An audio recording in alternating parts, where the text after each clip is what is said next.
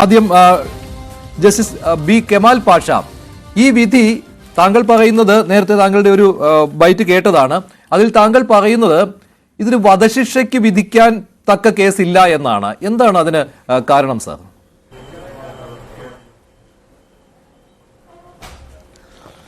അതായത് നമ്മളെ വധശിക്ഷയ്ക്ക് വിധിക്കേണ്ട കേസുകളെന്ന് പറഞ്ഞാൽ ഏതൊക്കെ ആയിരിക്കണമെന്നും എങ്ങനെ ആയിരിക്കണമെന്നും നമ്മുടെ ബഹുമാനപ്പെട്ട സുപ്രീം കോടതിയുടെ ഒരു വളരെ വിഖ്യാതമായ ഒരു വിധിയുണ്ട് ബച്ചൻ സിംഗ് കേസിൽ. ഭരണഘടനാ ബെഞ്ചിൻ്റെ വിധിയാണ്.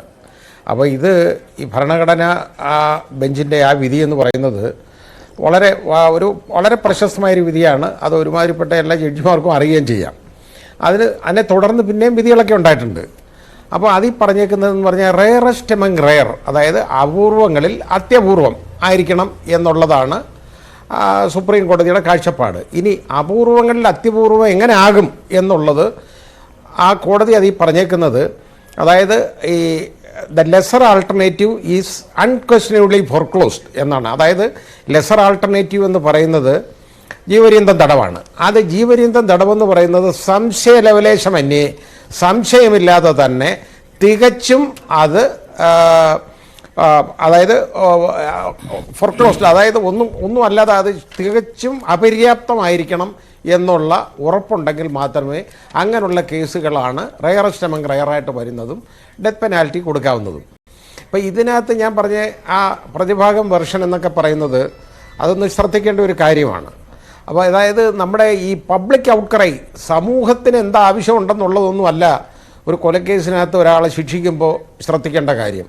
സമൂഹത്തിന് അത് ഒരു മെസ്സേജ് കൊടുക്കുക എന്നുള്ളതും അല്ല അതിൻ്റെ ഉദ്ദേശം. ആ ഓരോ പർട്ടിക്കുലർ കേസിൻ്റെ ഫാക്ട്സും സർക്കംസ്റ്റാൻസും എടുക്കണം.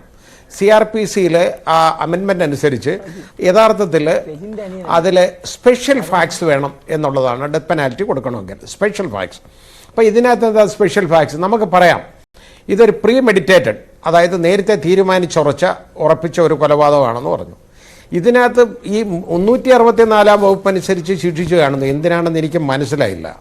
അത് കൊല്ലാനായിട്ട് അബ്ഡക്റ്റ് ചെയ്തുകൊണ്ട് പോകും. ആരെ അബ്ഡക്റ്റ് ചെയ്തെന്നുള്ളതും എനിക്കറിയാൻ വയ്യ. ഇതിനകത്ത് തട്ടിക്കൊണ്ടുപോകലെന്നുണ്ടെന്ന് ഞാൻ കാണുന്നില്ല, എനിക്ക് മനസ്സിലായിട്ടില്ല. പിന്നെ ഇതിനകത്ത് ഈ 302-ന് ഇത് ജീവപര്യന്തം കൊടുക്കാതെ ഡെത്ത് പെനാൽറ്റി കോടതി കൊടുക്കാൻ തയ്യാറായി. അപ്പോൾ അതിൻ്റെ സ്പെഷ്യൽ ഫാക്ട്സ് എന്ന് പറഞ്ഞാൽ അത് പ്രേമമായിരുന്നു, പ്രേമം വഞ്ചിച്ചുള്ള കൊലപാതകം എന്നൊക്കെയാണ്. ഇത് യഥാർത്ഥത്തിൽ അതിൻ്റെ വെർഷനോടൊന്നും നമ്മളത് കേൾക്കണ്ടേ.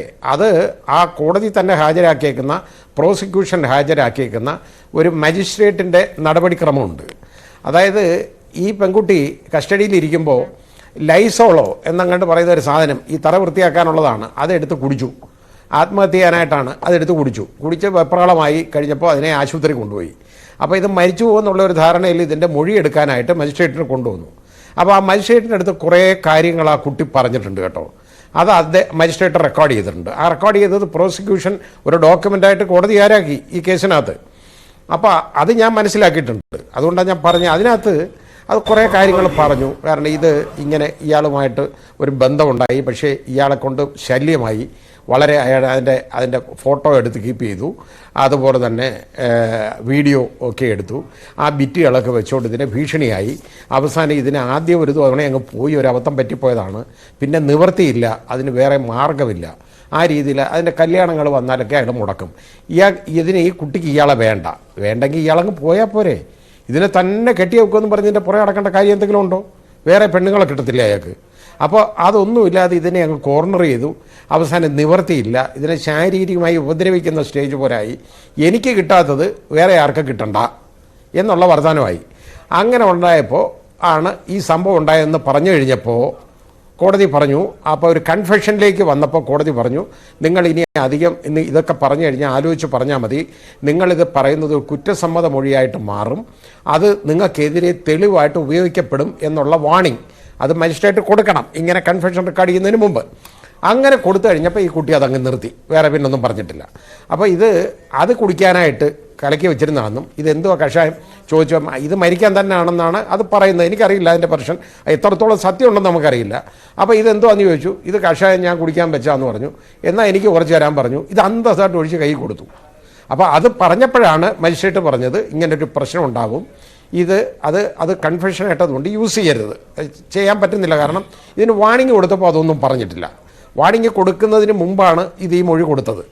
അപ്പോൾ അത് ആ മജിസ്ട്രേറ്റിൻ്റെ ആ റെക്കോർഡ് ചെയ്തതിലുണ്ട്. അതിനെ നമ്മൾ അവിശ്വസിക്കേണ്ട സാഹചര്യം ഒന്നും ഉള്ളതായിട്ട് എനിക്ക് തോന്നുന്നില്ല ആ രീതിയിൽ.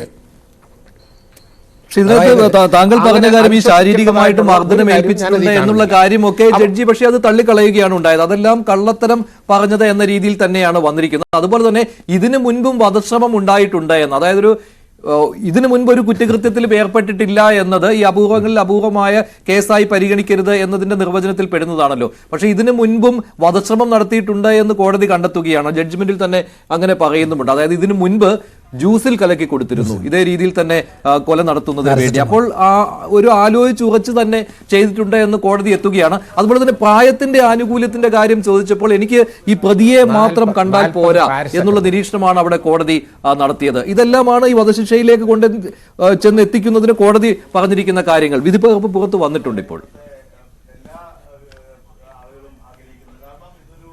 അതെ, അതാ ഞാൻ പറഞ്ഞേ, അത് 40 പാരസെറ്റമോൾ ഗുളിക എടുത്ത് കലക്കി.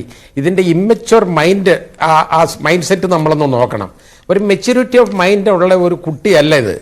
അത് 22 വയസ്സിൽ ചെയ്ത പണിയാണ് ഈ പറയുന്നത്. 22 വയസ്സായ ഒരു കുട്ടിക്ക് ലോകപരിചയമൊന്നുമില്ല, പഠിക്കാൻ പിടിക്കുകയാണ്. അതായത് മദ്രാസ് യൂണിവേഴ്സിറ്റിയിൽ നിന്ന് 90% മാർക്കോടുകൂടി PG ഇംഗ്ലീഷ് ലിറ്ററേച്ചറിന് MA പാസ്സായ കുട്ടിയാണ്. അപ്പം അതേ അറിയുള്ളൂ. അതിന് ലോകപരിചയമൊന്നും ഉള്ളതല്ല. അല്ലെങ്കിൽ ആരെങ്കിലും വീട്ടിൽ വിളിച്ചു വരുത്തി ഒരുത്തന് വിഷം ഒഴിച്ചു കൊടുക്കും. കാരണം ഇത് മൈൻഡ് അങ്ങനെയാണ് സാർ, അതുകൂടി കാണേണ്ടതല്ലേ. ആ മൈൻഡ് അങ്ങനെയാണ്. ഒരു കൊലപാതകം നടത്തുന്നതിന് മടിയില്ല. അതാണ് കോടതി അടുത്തതായി നിരീക്ഷിച്ചിട്ടുള്ളത്. അത് കൃത്യമായിട്ട് പറയുന്നുമുണ്ട്. അത് സമൂഹത്തിലേക്ക് ഇറങ്ങിക്കഴിഞ്ഞാൽ ഇനിയും ഇങ്ങനെ ഒരു പ്രവൃത്തി ചെയ്തുകൂടാ എന്നില്ല എന്ന്, അതായത് മാനസാന്തരത്തിനുള്ള സാധ്യത ഇല്ല എന്നാണ് കോടതിയുടെ ആ നിരീക്ഷണം വന്നിരിക്കുന്നത്. കാണുന്നവനെല്ലാം വിഷം ഒഴിച്ചു കൊടുക്കും. ഞാൻ പറയുന്നത് സമൂഹത്തിൽ ഇറങ്ങിയ ഇത് കാണുന്നവർക്കെല്ലാം വിഷം ഒഴിച്ചു കൊടുക്കുമോ? അപ്പൊ ഈ വീട്ടിൽ ഇയാൾ പോയത് പ്രാർത്ഥിക്കാനൊന്നും അല്ലല്ലോ. അത് നമ്മൾ ചിന്തിക്കണം. അപ്പൊ ഇങ്ങനൊരു സംഭവം ഈ കുട്ടിക്ക് ഇയാളെ ഒഴിവാക്കണം, ഇവൻ പോകത്തില്ല. ഇത് വലിയ ശല്യമായി കഴിഞ്ഞപ്പോൾ ഇതങ്ങ് ചെയ്തതാണ്. ഇതാണ് കാര്യം. അത് നമുക്ക് മനസ്സിലാവും. അപ്പോൾ അത് ഞാൻ പറഞ്ഞില്ലേ, ഇമ്മച്യൂർ മൈൻഡിൻ്റെ ഒരു ക്രൈമാണത്. കാരണം ഇത് നല്ല രീതിയിൽ ഇത് ആലോചിച്ച് ചെയ്യാനുള്ള സാവകാശമൊന്നും അതിനില്ല. അവസാനം ഇതൊക്കെ നോക്കി ആദ്യം പാരസെറ്റമോൾ എടുത്ത് കൊടുത്തു. പാരസെറ്റമോൾ കഴിച്ചാൽ ആരെങ്കിലും മരിക്കുമോ? ഇല്ല. അതിനറിയില്ല. അത് കൊടുത്തു. അത് കഴിഞ്ഞപ്പോഴാണ് ഈ കീടനാശിനി പ്രയോഗം വന്നത്. ഇതും കഴിഞ്ഞിട്ട് ഈ കുട്ടി തന്നെ ആത്മഹത്യ ചെയ്യാനാണ് ഈ ലൈസോൾ എടുത്ത് കുടിച്ചത്. അപ്പം ഞാൻ പറഞ്ഞില്ല, ഇതിൻ്റെ ആ മെച്യൂരിറ്റി ഓഫ് മൈൻഡ് ഇതിനില്ല. ഒരു ഇമ്മച്യൂർ മൈൻഡിൻ്റെ എല്ലാ ലക്ഷണങ്ങളും വെളിവാക്കുന്നുണ്ട്. ഈ കൊലപാതകത്തെ ന്യായീകരിക്കുകയാണോ ജസ്റ്റിസ് കെമാൽ പാഷ? താങ്കൾ ന്യായീകരിക്കുന്ന രീതിയിലാണോ? നോ. കൊലപാതകം എന്ന് പറയുന്നത് ഞാൻ പറഞ്ഞില്ലേ, കൊലപാതകം ഞാൻ ന്യായീകരിക്കല്ല. അയാളെ കൊല്ലാൻ പാടില്ല, കൊല്ലണം എന്നല്ല ഞാൻ പറഞ്ഞത്. പക്ഷേ വധശിക്ഷ കൊടുക്കണോ വേണ്ടേ എന്നുള്ളതിനെക്കുറിച്ച് നമ്മൾ സംസാരിക്കുന്നത്. അല്ലാതെ അയാളെ കൊല്ലണോ വേണ്ടേ എന്നുള്ളതല്ല. ജീവപര്യന്തം തടവ് വേണോ അതോ വധശിക്ഷ വേണോ എന്നുള്ള കാര്യത്തെക്കുറിച്ച് സംസാരിക്കുമ്പോൾ എൻ്റെ അഭിപ്രായത്തിൽ ഇതൊരിക്കലും ഒരു റയറസ്റ്റ് എമംഗ് റയർ ആവത്തില്ല. ഇത് ഹൈക്കോടതിയുടെ അനുമതി കൂടി വേണമല്ലോ. അത് താങ്കൾ പറയുന്നത് മേൽക്കോടതിയിൽ നിൽക്കാനുള്ള സാധ്യത കുറവാണെന്നല്ലേ?